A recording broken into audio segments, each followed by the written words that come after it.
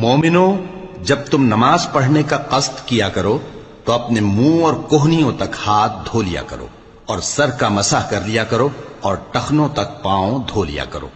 और अगर जनावत की हालत में हो तो नहाकर पाक हो जाया करो।